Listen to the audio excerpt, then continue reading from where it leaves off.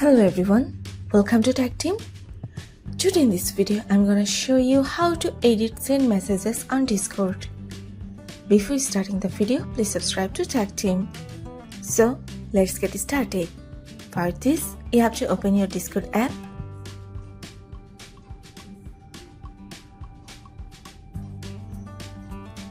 Now go to messages and select your friend. Now send a message.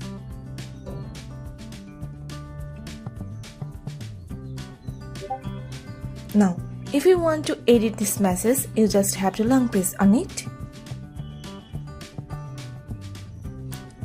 Select Edit Message. Now edit your message and send it. That's it. So this is how to send edit messages on Discord. So guys, that's it.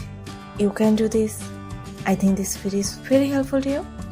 If it was, then give a thumbs up and hit the subscribe button. And thanks for watching.